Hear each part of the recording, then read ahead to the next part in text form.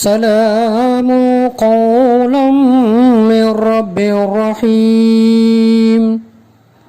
நிகரில்லா அன்புடையோன் இறைவனிடமிருந்து சாந்தி நிலவட்டும் என்று முகமன் கூறப்படும்.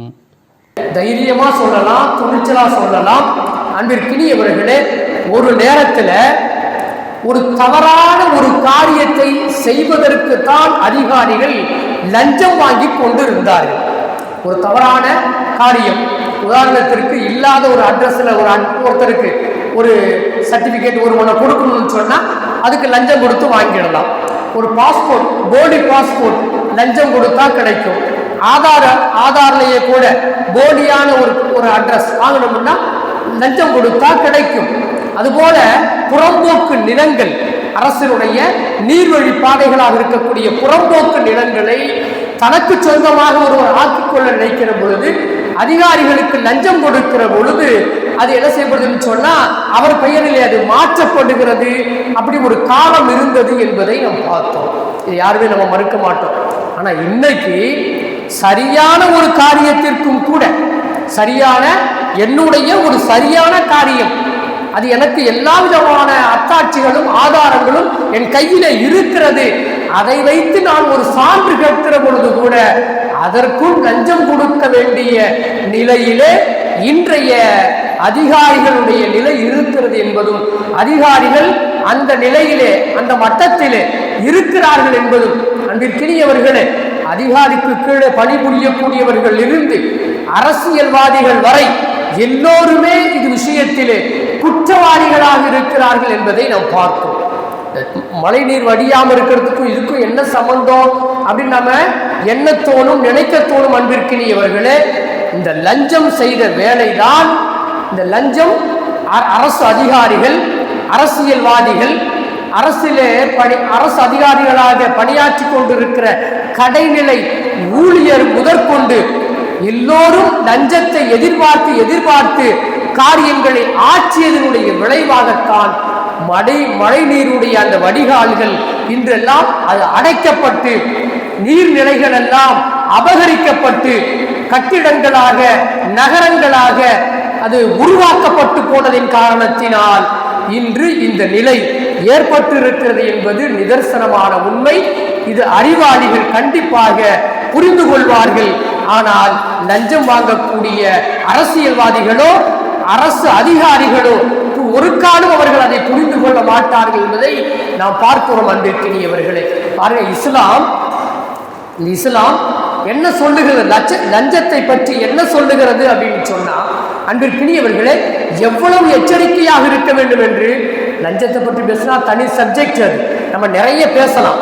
இந்த நீர்நிலைகள் எல்லாம் அபகரிக்கப்பட்டு போனதற்கும் நீர்வழி பாதைகள் எல்லாம் அடைக்கப்பட்டதற்கும் ஒரே காரணம் என்று சொன்னால் பேராசையும் லஞ்சம் என்ற ஒரு மிகப்பெரிய ஒரு குற்றம் தொடர்ந்து நடைபெற்றது என்பதனால் பல ஆண்டுகளாக, இன்றல்ல நேற்றல்ல, பல ஆண்டுகளாக அது நடைபெற்ற காரணத்தினால்தான் இந்த நிலை வந்திருக்கிறது என்பதும் குர்ஆனுடைய வசனம் நமக்கு சொல்லித் தருகிற செய்தியாக பெருமானார் ஸல்லல்லாஹு அலைஹி வஸல்லம் அவர்கள் ஒரு செய்தியை சொல்லி தந்திருப்பதன் மூலமாக நாம் புரிந்து கொள்ள முடியும். அன்பிற்கினியவர்களே, அல்லாஹ் குர்ஆன்ல சூரத்துல் பக்ராவுல 188வது வசனத்துல அல்லாஹ் ஒரு செய்தியை சொல்றான்.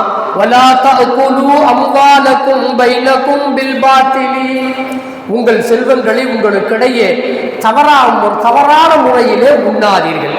வேறொருத்தனுக்கான அது செல்வமாக இருக்கும், வேறொருத்தருக்கு உரியதாக இருக்கும். நீங்கள் அதை என்ன செய்யுங்க, தவறான முறையில் நீங்கள் அதை எடுத்துக்கொள்ள முயற்சிக்கிறீர்கள். அதுக்கு நீங்க செய்யற வேலை என்ன தெரியுமா? அதற்கான அதிகாரிகள் இருப்பார்கள். அல்லாஹ் குர்ஆன்ல சொல்றான், அதற்கான அதிகாரிகள் இருப்பார்கள். அந்த அதிகாரிகளுக்கு நீங்கள் லஞ்சம் கொடுத்து ஒரு மக்களுடைய ஒரு செல்வத்தை, ஒரு பகுதியை, ஒரு நிலத்தை, ஒரு சொத்தை நீங்கள் லஞ்சம் கொடுத்து, அதிகாரிகளுக்கு லஞ்சம் கொடுத்து அவர்களின் துணையோடு அது பில் இஸ்மு, அது பாவம் என்றிருந்தும் கூட, அப்படி செய்வது பாவம் என்றிருந்தும் கூட, அன்தும் தஅலமூன், நாம் பாவம் செய்கிறோம், நாம் தவறாகத்தான் அந்த சொத்தை நாம் அதிகாரிக்கு லஞ்சம் கொடுத்து பெறுகிறோம் என்று தெரிந்திருந்தும் கூட அப்படி ஒரு காரியத்தை நீங்கள் செய்த காரணத்தினால் என்ன செய்தன்னு சொன்னா பின் விளைவுகளை நீங்கள் சந்திக்க வேண்டி இருக்கிறது என்று வல்ல ரஹ்மான் ஹக் சுப்ஹானஹு வ தஆலா 2வது அத்தியாயத்திலே 188வது வசனத்திலே லஞ்சம், குறிப்பாக அதிகாரிகள், அல் ஹுக்காம் என்ற வார்த்தை எல்லாம் பயன்படுத்துறான். அரசு அதிகாரிகள், அரசிலே நியமிக்கப்பட்டிருக்கிற அரசு அதிகாரிகளுக்கு நீங்கள் லஞ்சம் கொடுத்து உங்களுக்கு இல்லாத ஒன்றை உங்களுக்குரியதாக நீங்கள் ஆக்கிக் கொள்ளுகிறீர்கள் அல்லவா, அது பாத்திலாக இருக்கிறது, அது தவறான விஷயமாக இருக்கிறது. அதன் மூலமாக நீங்கள் பின்விளைவுகளை சந்திக்கிறீர்கள் என்று சொல்லி வல்ல ரஹ்மான் ஹக் சுப்ஹானஹு வ தஆலா தனது திருமறையிலே சொல்லித் தருகிற செய்திகளாக பார்க்கும்.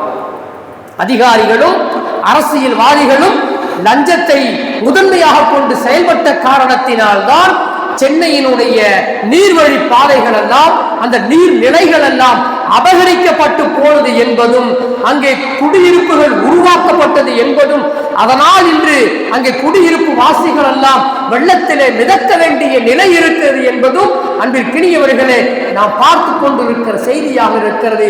ஆக அன்பிற்கினியவர்களே, லஞ்சம் என்ற ஒன்றை ஒழித்து விடுவார்கள் என்று சொன்னால், அந்த லஞ்சத்தை இல்லாமல் ஆக்குவார்கள் என்று சொன்னால், கீழ் மட்டத்திலிருந்து மேல் மட்டம் வரை எல்லா நிலைகளிலேயும் லஞ்சத்தை முதலாவதாக இந்த அரசுகள் ஒழிக்கும் என்று சொன்னால், அதற்கான கடுமையான சட்டங்களை இயற்றுவார்கள் என்று சொன்னால், நடைமுறைப்படுத்துவார்கள் என்று சொன்னால், அன்பிற்கினியவர்களே, பின் விளைவுகள் எல்லாம் கொஞ்சம் கொஞ்சமாக அது தீர்க்கப்படும், அது சரி செய்யப்படும்.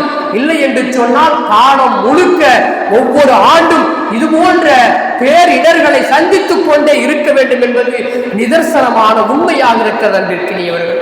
அதனால்தான் ரசூலுல்லாஹ் சொன்னாங்க பாருங்க, லஅன ரசூலுல்லாஹி ஸல்லல்லாஹு அலைஹி வஸல்லம், ரசூலுல்லாஹ் சபிச்சாங்க. ரசூலுல்லாஹி ஸல்லல்லாஹு அலைஹி வஸல்லம் என்னவங்க சபித்தார்கள். அவங்க சபிச்சது மட்டுமல்ல, மக்களும் சபிப்பார்கள். யாரங்க? ரசூலுல்லாஹ் சொல்றாங்க, அர்-ராஷி வல் முர்தஷி, அர்-ராஷி அர்-ராஷி வல் முர்தஷி, லஞ்சம் கொடுப்பவனையும், லஞ்சம் வாங்கவும் மட்டுமில்ல, லஞ்சம் கொடுப்பவனையும் லஞ்சம் வாங்குபவனையும் அதற்கு துணையாக இருப்பவனையும் ரசூலுல்லாஹி ஸல்லல்லாஹு அலைஹி வஸல்லம் அன்னவங்க சபித்திருக்கிறார்கள் என்பதும், அது மட்டுமல்ல, ஒரு கட்டத்திலே மக்களும் சபிப்பார்கள். இன்னைக்கு எத்தனை மக்கள் சபிக்கிறாங்க? இன்னைக்கு எத்தனை மக்கள் கடந்த கால அரசு அதிகாரிகளை எல்லாம், அரசியல்வாதிகளை எல்லாம், இன்றைய அரசு அதிகாரிகளை எல்லாம், இன்றைய அரசியல்வாதிகளை எல்லாம் மக்கள் ஆங்காங்கே பகிரங்கமாக சபிக்கிற நிலையை நாம் பார்த்து கொண்டிருக்கிறோம். பெருமானார் ஸல்லல்லாஹு அலைஹி வஸல்லம் அன்னவங்க 1500 வருடங்களுக்கு முன்னாலேயே சொன்னாங்க, லஞ்சம் ஒரு கட்டத்திலே மக்கள் சபிக்கிற நிலையை உருவாக்கும் என்று சொல்லி அன்றே சொல்லிவிட்டு சென்றிருக்கிற நிலையை பார்ப்போம் அன்பிற்கினியவர்களே. ஆனா இன்னைக்கு அதிகாரிகள் அல்லது அது அரசியல்வாதிகள் கவலைப்படுகிறார்களா என்று சொன்னால் கொஞ்சமும் கவலையற்றவர்களாக இருக்கிறார்கள் என்பது நாம் நிதர்சனமாக பார்க்கக்கூடிய செய்தியாக இருக்கிறது அன்பிற்கினியவர்களே.